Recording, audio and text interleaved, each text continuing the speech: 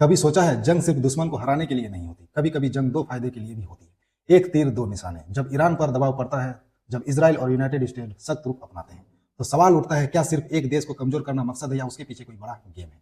पहला निशाना साफ दिखता है, ईरान को दबाव में लाना, उसकी ताकत, उसका प्रभाव कम करना। लेकिन दूसरा क्या? याद है वो वक्त जब लोग अपने देश से अपना घर बेचकर यूनाइटेड अरब इमिरेट्स में बस रहे थे। गोल्डन वीजा, नया बिजनेस, बच्चों का फ्यूचर, सेफ लाइन का सपना।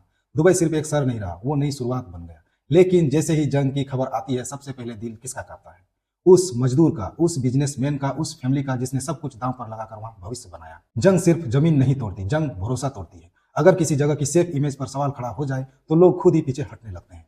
डर सबसे बड़ा हथियार होता है। मैं ये नहीं कह रहा कि यही सच है, लेकिन इतना जरूर पूछ रहा हूं, क्या ये सिर्फ एक जंग है या किसी उभरती हुई ताकत की चमक को फीका करने की कोशिश? क्या खौफ पैदा करना ही असली निशाना है? सोचिए, क्योंकि कभी कभी असली हमला शहर पर नहीं, लोगों के भरोसे पर होता है। जंग सिर्फ मिसाइल से नहीं जीती जाती, जंग माइंड सेट से भी जीती जाती है। अगर एक तरफ ईरान दबाव में आए और दूसरी तरफ गल्फ की रफ्तार धीमी पड़े, तो क्या ये एक तीर दो निशाने नहीं? मैं दावा नहीं कर रहा हूं, लेकिन सवाल पूछ रहा हूं, क्या ये सिर्फ सुरक्षा की लड़ाई है या स्ट्रेटजी की शतरंज? क्योंकि कभी कभी असली जीत मैदान में नहीं, मार्केट में होती है। सोचिए, क्या ये इत्तेफाक है या सोची समझी चाल? कमेंट में बताइए, आप क्या सोचते हैं?